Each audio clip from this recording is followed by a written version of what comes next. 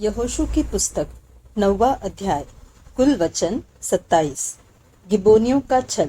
यह सुनकर हित्ती, एमोरी, कनानी, परिज्जी, हिब्बी और यबूसी जितने राजा यरदन के इस पार पहाड़ी देश में और नीचे के देश में और लबानोन के सामने के महासागर के तट पर रहते थे, वे एक मन होकर यहोशू और इस्राएलियों से लड़ने को इकट्ठे हुए। जब गिबोन के निवासियों ने सुना कि यहोशू ने यरीहो और आई से क्या क्या किया है, तब उन्होंने छल किया और राजदूतों का भेष बनाकर अपने गधों पर पुराने बोरे और पुराने फटे और जोड़ लगे हुए मदिरा के कुप्पे लाद कर, अपने पाँव में पुरानी पैबंद लगी हुई जूतियां और तन पर पुराने वस्त्र पहने और अपने भोजन के लिए सूखी और फफूंदी लगी हुई रोटी ले ली। तब वे गिलगाल की छावनी में यहोशू के पास जाकर उससे और इस्राएली पुरुषों से कहने लगे, हम दूर देश से आए हैं, इसलिए अब तुम हमसे वाचा बांधो। इस्राएली पुरुषों ने उन हिब्बियों से कहा, क्या जाने तुम हमारे मध्य में ही रहते हो, फिर हम तुमसे वाचा कैसे बांधे। उन्होंने यहोशू से कहा, हम तेरे दास है। तब यहोशू ने उनसे कहा, तुम कौन हो और कहाँ से आए हो। उन्होंने उससे कहा, तेरे दास बहुत दूर के देश से तेरे परमेश्वर यहोवा का नाम सुनकर आए हैं, क्योंकि हमने यह सब सुना है, अर्थात उसकी कीर्ति और जो कुछ उसने मिस्र में किया और जो कुछ उसने एमोरियों के दोनों राजाओं से किया जो यरदन के उस पार रहते थे, अर्थात हेशबोन के राजा सिहोन से और बाशान के राजा ओग से जो अश्तारोत में था।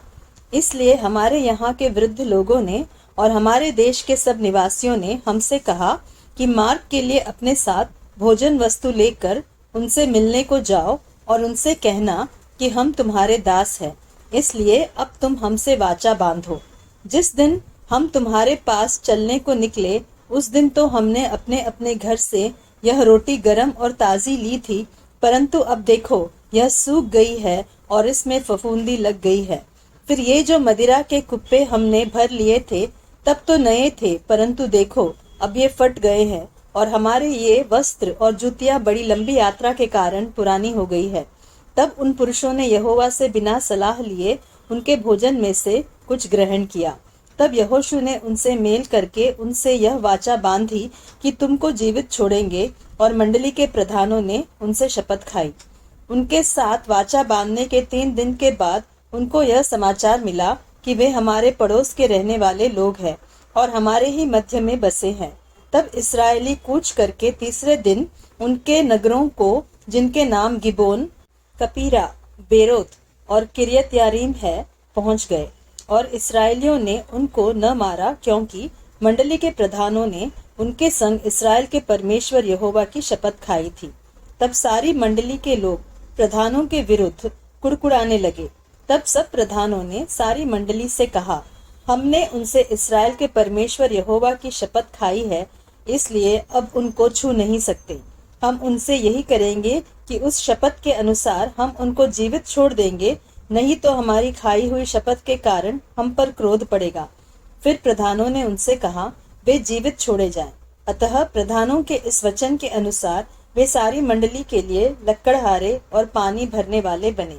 फिर यहोशू ने उनको बुलवाकर कहा, तुम तो हमारे ही बीच में रहते हो, फिर तुमने हमसे यह कहकर क्यों छल किया है कि हम तुमसे बहुत दूर रहते हैं। इसलिए अब तुम शापित हो, और तुम में से ऐसा कोई न रहेगा जो दास अर्थात मेरे परमेश्वर के भवन के लिए लकड़हारा और पानी भरने वाला न हो। उन्होंने यहोशू को उत्तर दिया, तेरे दासों को यह निश्चय बतलाया गया था कि तेरे परमेश्वर यहोवा ने अपने दास मूसा को आज्ञा दी थी कि तुमको वह सारा देश दे और उसके सारे निवासियों का तुम्हारे सामने से सर्वनाश करे। इसलिए हम लोगों को तुम्हारे कारण से अपने प्राणों के लाले पड़ गए, इसलिए हमने ऐसा काम किया। और अब हम तेरे वश में हैं, जैसा बर्ताव तुझे भला लगे और ठीक जान पड़े, वैसा ही व्यवहार हमारे साथ कर।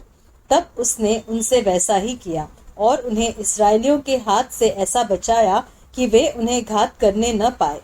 परंतु यहोशू ने उसी दिन उनको मंडली के लिए और जो स्थान यहोवा चुन ले उसमें उसकी वेदी के लिए लकड़हारे और पानी भरने वाले नियुक्त कर दिया, जैसा आज तक है